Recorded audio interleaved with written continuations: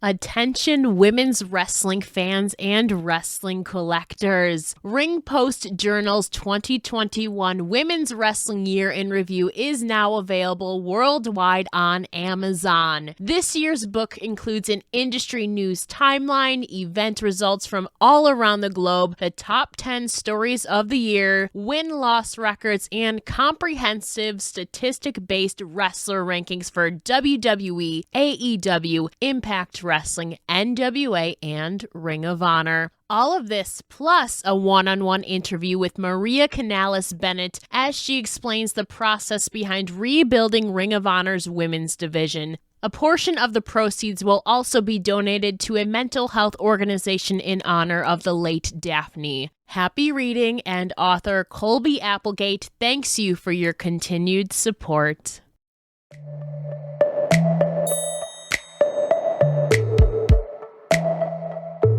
Hello, everybody. Welcome to episode 242 of a Wrestling Gal podcast, providing you with the female perspective on all things wrestling. Join me, your host and wrestling enthusiast, Ella J. As today I am joined by one of Australia's brightest stars, Lena Kross. Now let's chat.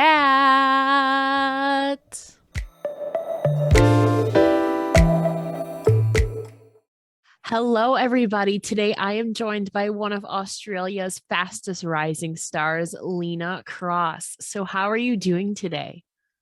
I'm doing very good, thank you. How are you? I'm fantastic to be talking with you today. It's crazy that we're able to connect all the way around the world.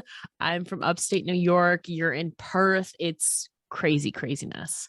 But I mean, you've had quite a journey, especially in your wrestling career. So starting off positively though, what are a few things that you are personally or professionally proud of from last year in 2021?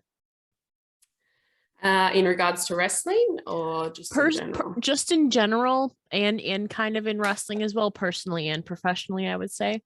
Wrestling, definitely winning the Art of Fighting Championship, which is my kind of home school's top championship.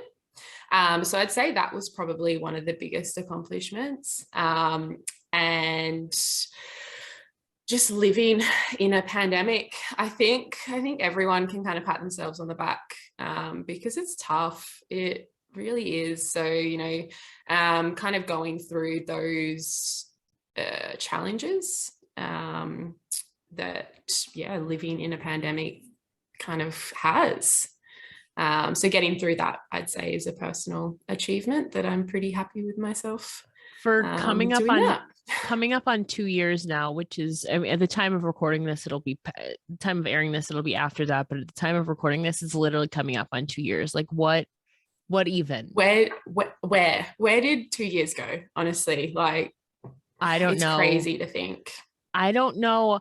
So Perth, so I know Western Australia, at least Southwestern Australia, went through like a crazy amount of lockdowns and stuff. I think the eastern part of it where Perth is and everything was a little not as crazy. I don't know, just based off of social media. Perth is West. Yeah, I'm getting things mixed up. And the East went, they went through lockdown after lockdown. So I think Melbourne were in lockdown for over a year accumulatively. And Sydney was something like 3 months or 4 months accumulatively in lockdown. Here in Perth, I think we had over the 2 years, maybe 4 to 6 weeks of hard lockdown. Other than that, we've been able to live a pretty normal life. Yes, we are locked away from the rest of the world, but Perth as a community, I guess, has been able to live quite normal, which has its positives, but also some negatives, depending on where you want to go. Exactly. Takes away some from bookings. You've definitely worked in like the places that were shut down, like Melbourne and Sydney and all of that in New South Wales. So for you, traveling and bookings were probably kind of restricted or designated to just the Perth side of things, Yeah. definitely for you. But I mean, Mm-hmm. you've still been rocking and rolling. And I mean, you said on Instagram though that the start of this year wasn't the best for you necessarily physically or mentally, but through that you did a lot of reflecting. Hmm. So can you kind of tell me what exactly do you want next and where do you want to be? Because it seems like you've defined that now. Yeah. To start off with, get out of Perth. Fair. Yeah, I think like a lot of people, taking it back 2 years ago, start of 2020, especially in the wrestling kind of world, I think a lot of people down in Australia had a lot of goals, and had a lot of things in place that we were working towards. But unfortunately, not they didn't happen. And 2 years later, you kind of, especially for me, I almost feel like I'm in the same kind of position I was 2 years ago. And now Western Australia is starting to open up to the rest of Australia, and travel's becoming to be more accessible, especially with international travel coming up. I think it was really important for me to kind of sit down and reevaluate what has happened in the last 2 years with where the pandemic has kind of put me, amongst other personal things, and really nut out where I want to go and what goals I want to achieve. And I think having more specific goals makes it a little bit easier, rather than this is where I want to go. As now I'm like, okay, I want to do A, B, C, and D. How am I going to do that? And yeah, first step was to get out of Perth, because it is the most isolated city in the world. So that accessibility part is quite difficult. So to remove myself from that, I need to be more accessible and I need to relocate myself. So I've actually already done that. So I will be moving next month, actually. That's exciting for Yeah. you. Mm. Yeah, I'm just, a bit nervous, but very excited. Especially too, I mean, gathering all your things and moving it to wherever you're moving to, I'm sure there will be more opportunities. Now, I don't know all about the geography and all of the happenings in Australia. Do you literally mean that Perth is the most isolated city in the world, or is that just like an exaggeration, or is that legit? No, I'm pretty positive Perth is like the largest, because it's a capital city of our state, and it's the most isolated capital city in the world. How so? Yeah. Like landlocked or just like with the restriction? This is a genuine question. So, for example, it takes to fly from Perth to Melbourne Oh God. is like a 5 to 6 hour flight. And we're still in the same country. Even I think so last year I did like a road trip with a couple of friends, and we went up to Exmouth with it, which is north Western Australia, but not the top. So it's probably about halfway. Yeah. And I think that's about a 12-hour drive. And you're still in the same state. That's so crazy. WA there's a lot of land. Yeah, I believe it. I mean, Australia is a big country itself, but that's crazy to be within the same country and still it's like a 6 hour plane ride, 12-hour. That's crazy. I thought some states, like for me, like I'm from New York State, which is I think like the third or fourth largest state in the US here. But where I am, like from here to like New York City, which is the complete opposite side of the state, it's only like a 6, 7 hour drive. I thought that was a lot. Yeah, no. That's crazy. Mhm. But I mean, you're rocking and rolling. Hopefully, too, after your move, too, you get more opportunities and travel hopefully is easier for you, I would assume. What has been like the process then of you getting everything packed up? Like what does your daily life look like right now getting ready for this big change? I only signed, so I'm pretty fortunate that my day job, I guess you can call, I have flexibility to move around. So I was trying to lock in work before I did move, Mhm. just so I have some finance behind Yeah. me. So I was able to do that, sign my contract yesterday. Um, Congratulations. Thank you. And so, yeah, that was kind of the first point. And now it's trying to find accommodation, and then I'll book my flight, and then I'll go. That's so exciting, but probably going to be very nerve wracking. But congratulations too. I'm glad that you seem to have things in order. That's a huge change, a huge adjustment, especially too in this pandemic where like moves are scary, I think, because like the uncertainty is just crazy. But I mean, you say that taking each day as it comes, basically, you've shared on your Instagram as well, and taking Mhm. in those small victories. So for you, what are some of those small wins in life or wrestling that you've had recently? Um, a small win, that's kind of been a big challenge for me, probably over the last, I'd say, year. I finally, or where I'm at the moment, it could change tomorrow or next week. But I feel like my routine in regards to gym and training is a lot more consistent than what it has been in the past. So that's a small win for me at the moment. And I'm actually really starting to enjoy going to the gym again, and working out and getting stronger, because it's something that you have to do as a wrestler, but there's a difference between having to do it and enjoying it, and having to do it and it be a task. So I'm really starting to actually enjoy going to the gym and working out, which is a big win for me at the moment. um, and then getting a job over East, which is another win. So I can take that first step, and kind of move on from there. But yeah, small wins, getting up in the morning, hitting the goals that you set out the night before, and going, yeah, today was a good day.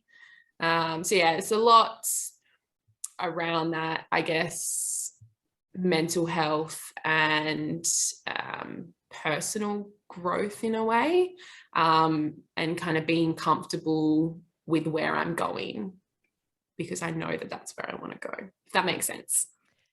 It does. I highly resonate with that. Each day there's like a different set of goals or tasks that need to be done. Some we don't want to do, but we have to. Mm-hmm. But at least finding some joy or obviously just not loathing it, I guess, is always a small win too. It's that small step, like you said, you don't hate going to the gym anymore. It's probably not your favorite thing, but it's making that some those small Mm-hmm. steps to and make it that small victory into like a big victory at the end of the day too. And I know you've been trying a lot of new things and new experiences too recently. So, again, talking recently, what are some new things you've done or watched or ate or maybe seen recently that you could share?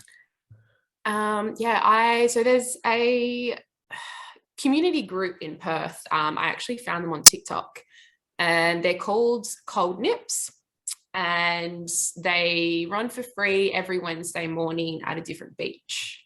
And Oh, is they that where get, your Instagram was this morning? Okay, yeah, I saw that. not that one. Oh, okay. I went by myself this morning, Okay. but previously they get up, meet at 5 a.m., and they do yoga down at the beach. And then at 6 a.m., when the sunrise comes up, like hundreds of people, whoever's there, just all run into the water. And I've saw it, and I'm like, that's cool. I like that. Like, I wouldn't say I'm a morning person at 5 a.m., but I was like, once a week, I think this is a good challenge. It gets me out of my comfort zone. It's doing something that I enjoy. I like going to the beach, and I could possibly meet new people, and yeah, just kind of get me out of the comfort zone rather than staying in bed and then not getting those endorphins right at the start of the day. But yeah, I found doing that, my day has been way more productive because you're up, you're out, you're seeing people, you're getting in the water, you're getting your yoga in, which is getting like stretching, all of those sorts of things. And yeah, I found that experience probably one of my most enjoyable ones as of recent. And yeah, just being okay with doing things by yourself as well. Like this morning, I took myself down to the beach, did some yoga by myself, went into the water, went and got a coffee by myself. And yeah, just being okay with going out by yourself. Because I think, and it's hard, or especially now as like young people, I feel like there's just so much societal expectations and judgment. And you always feel like you're being judged. And I love my alone time when I'm at home. But it's a weird concept, like going for a meal by yourself, or because you feel so outcasted, or like, oh, everyone's in a group but I'm by myself. And so it's quite empowering to be like, no, I can go do that by myself. And it's that next step of I kind of go back to like that self-growth. I think that tells a lot where I'm at personally at the moment. Yeah, and I would say I have not reached that yet. I think I'm only 2 years younger than you. I'm 24. So I still have not reached that yet. I'm still that one where I will drag a friend to a concert, drag a friend to a show, to a lunch, because I just can't, even like to the store, even if it's around the corner. I'm like, will you please go with me? It's so stupid, but I know it's so stupid, but maybe it's like we've been like conditioned to think that way, like society, like you said. But yeah, exactly. So yeah, that's quite yeah, I'm pretty proud of myself for kind of exploring those options independently. definitely too. And I mean, I know you too, you've been trying to find the balance in your life right now between wrestling, working out, actual work, and that personal time for yourself, and probably so much more. So, but what would you say maybe has been the biggest challenge in achieving that balance? Maybe it is just getting up in the morning. I mean, that itself is huge, because sometimes I just don't want to. Oh, I 100%. Sometimes that's the biggest challenge of your day, is just getting out of bed. But I think, because at the moment, like my work, I'm just doing a lot of private sort of self-contract. So I have a lot of flexibility to focus on those other things, which has been really helpful. And I think when I move, that'll completely change, because I'll go back to working full time and I'll have less time to do this and that. So I feel like it's a constant process, really, of finding that balance. And I think you've just got to kind of reflect within yourself and go, okay, what's my priority right now? What do I have coming up in the next month or so? And the fact is, you're never going to have an equal balance of wrestling, of work, of social life and relationships and you time. Like, they're never going to be equal. I think you just need to have that conversation with yourself and go, okay, what's happening now? Let's prioritize this, this, and this, and be okay with, okay, I might not be able to go to the gym as much as I want this week, but I'm still going. We'll go more next week. Or like with work, like, and it's just like a fluidity, is that a word? Yes, like constantly of like yeah, changing depending on what you're prioritizing and focusing on at that time. And it makes sense. Yeah. And I think being okay with you know, taking a step back on some things, which can be difficult, because again, those pressures of, I need to say yes, I need to do this, but then you get burnt out, and then you get stressed, and then everything drops off, not just one thing. So that's the key of finding that balance, I feel. It's definitely easier said than done. And maybe that Yes. comes with you're definitely ahead of your years, I feel like, compared to a lot of people, with recognizing that need to not get yourself burnt out. I struggle from that. And I feel like a lot of other people do too. And you Yeah. have a recognition too of balancing stuff, and like every week is different, every day is different. Like it Yeah. recognizing that everything can't be like whatever the percentage breakdown is, you just can't do it. It's just Yeah. that itself would be too much stress. No. 100%. 100%. The recognition is very different to action. So I feel like I have the recognition part down. Action, we're still working on that. Fair enough. I mean, and I know too, you've been working on your workouts and staying fit, and you've had to adjust some to new programs throughout the years. So what have Yeah. you found has been best for your body and your schedule throughout the new programs, and at least with workouts? I think I'm actually really enjoying the kind of program split I'm doing now. So I'm doing 2 lower body days, like one glute and hamstring focused, and then just a general leg day, and then chest and tri split, and a back and bi, and then I do shoulders kind of sporadically throughout. So I go 4 days a week, which works for me. Like, I don't want to be there 6 or 7 days of my week because that's not going to work for me at all. So yeah, 4 days a week is working at the moment, and focusing on those muscle groups. I'm really enjoying that. I found, like, I've tried a bit of CrossFit, which I did enjoy.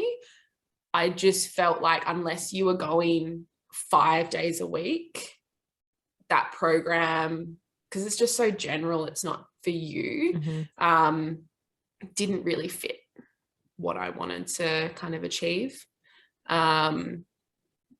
But yeah, I think constantly changing. I get bored very easily.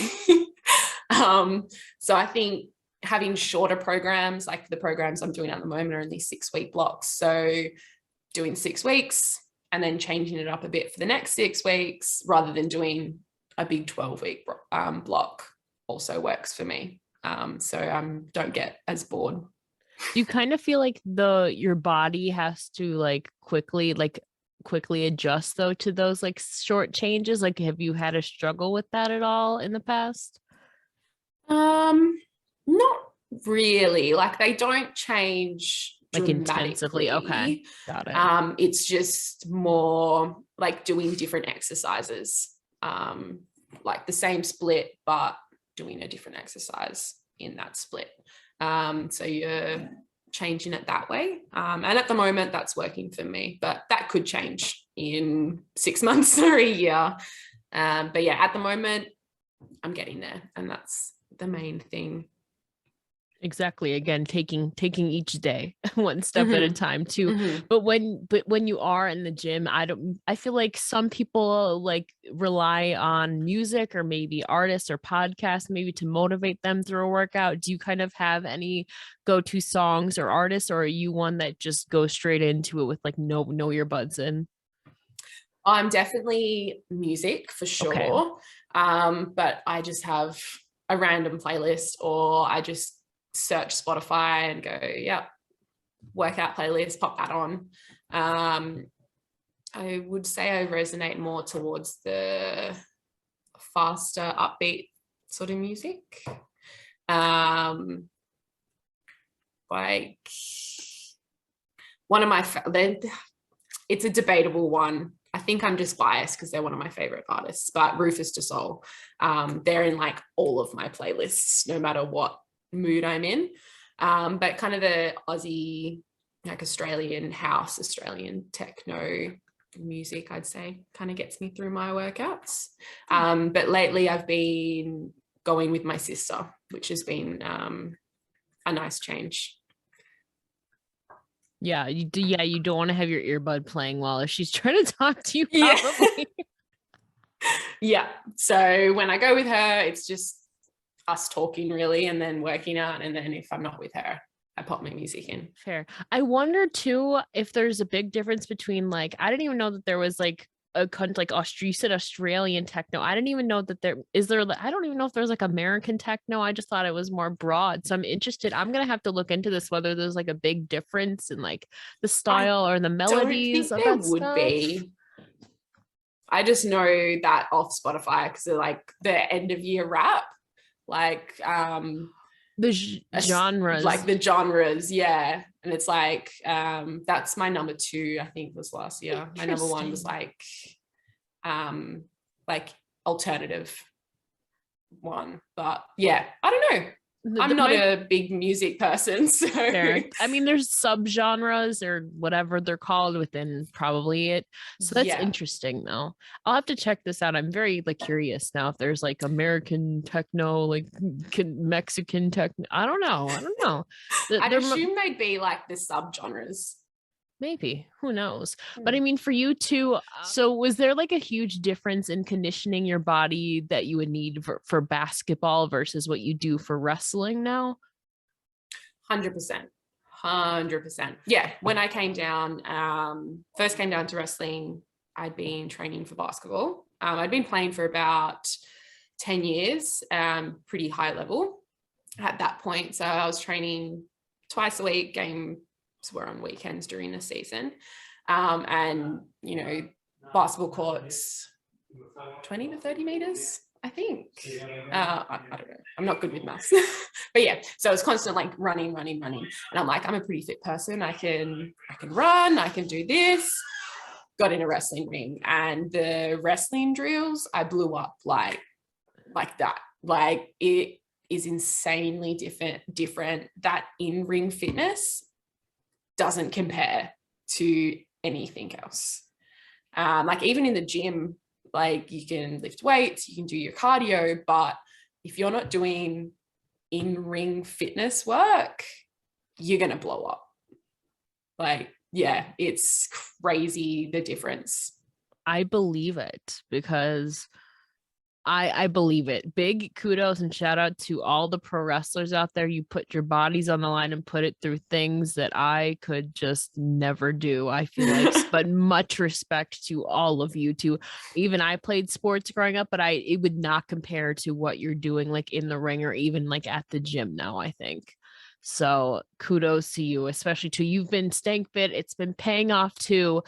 Switching gears here slightly, I must say too, with your ring gear is absolutely gorgeous and like all of the Thank you. colors, like the purple one, you have a green one too. That Mm-hmm. is honestly like the aesthetic of it, like is just gorgeous. Like the structure of it is just amazing. So I'm very curious too. Like, do you Thank have any you. certain inspiration or Oh, story behind your ring 100%. gears? Okay. Britt Baker is my gear inspo because every set she has just looks phenomenal. Like she just looks so good in it, and the detail. Yeah, so she's definitely my number one inspo, I would say. And then funnily enough, like I think in my new sets, I've got like the straps kind of coming on the front.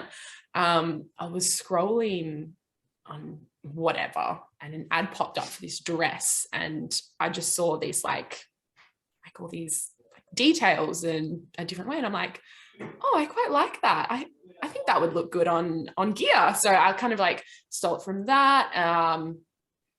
Yeah, so you kind of like pick at things you like. But I'd say my biggest kind of inspo, I always like when I'm looking for ideas, it's always Britt Baker.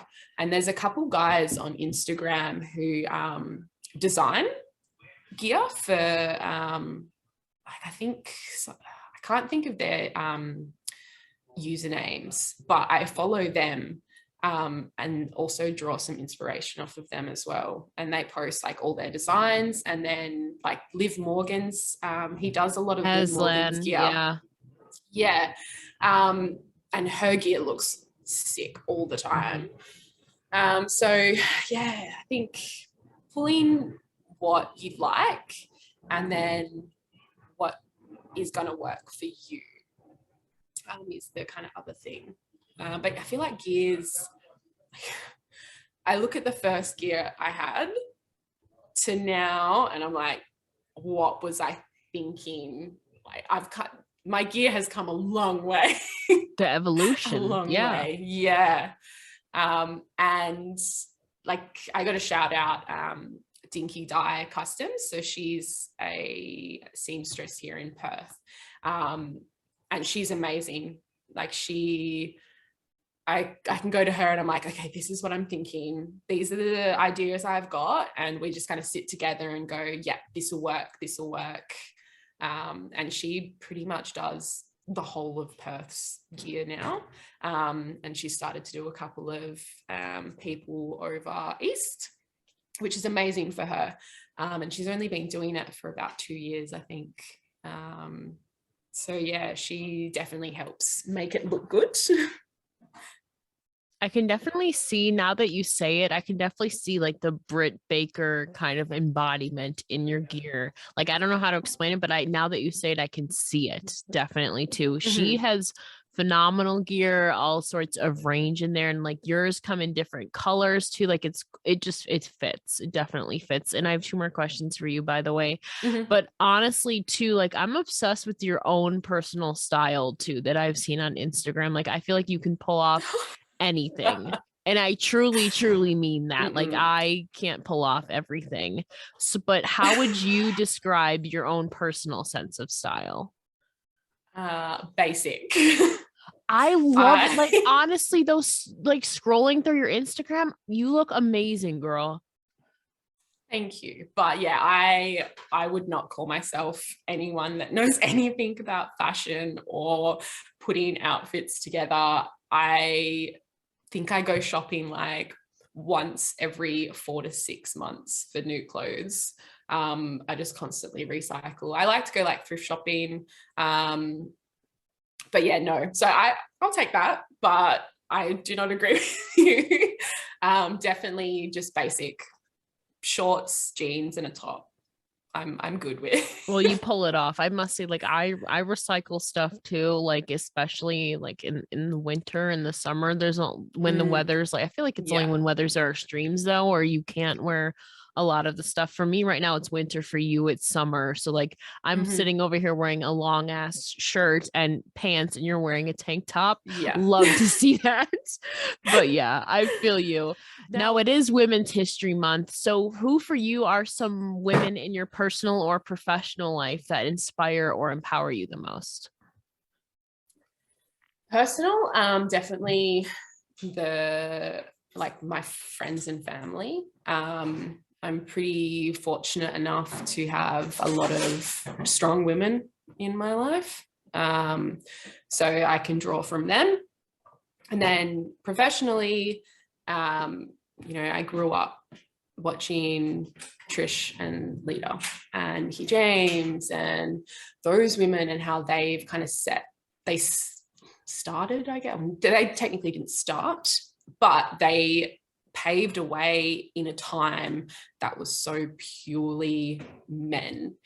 And then that kind of transitioned. And I think when I got back into wrestling and when I first started training, the Bella twins really kind of drew me in, because they're so fearless, not only in the ring, but what they do outside. Like they're business women, they're building their own empire to, go out in this world and, who cares? I want to do this. I'm going to do this. This is what I'm going to do. And that's what I really admire, people that can draw from what they're doing in one profession and build on that. So I feel like Nikki and Brie are prime examples of that they started in the ring, but from where they are now, they have done that themselves. Like, yeah, there might have been people to help them along the way. And that's what I would like to do. Like, I don't want to just solely be looked at of what I do in the ring.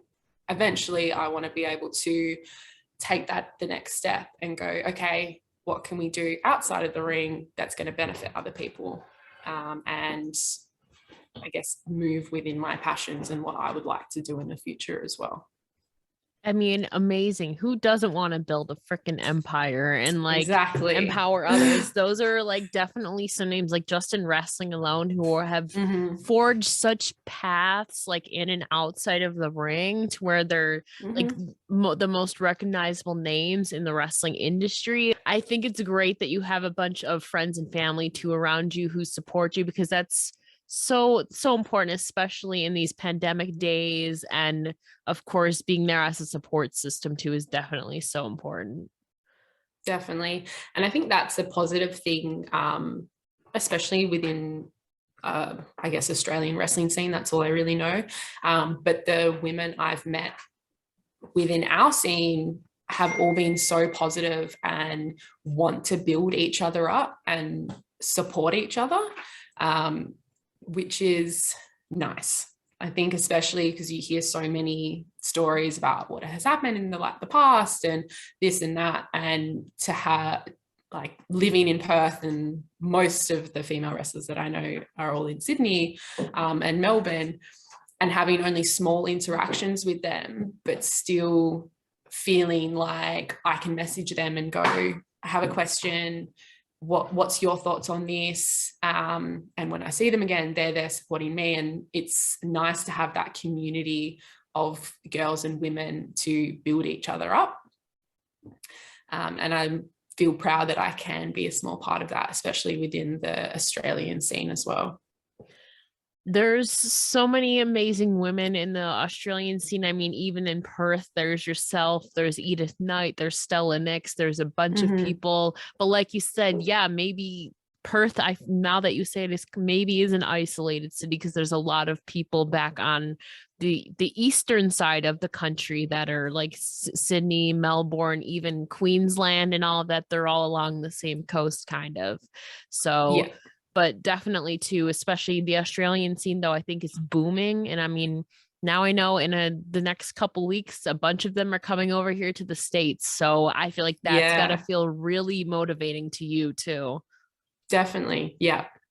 And for them, like, that's amazing. And I'm like, yes, get it. Like, yeah.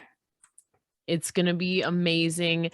I am so excited that I got to chat with you today. But before I let you go, can you please tell the listeners where they can find you on all your social medias? Yes. So my main one I use is Instagram, because I'm pretty lazy with social media. But you can find me at Lena_Kross with a K, and it's the same for Twitter.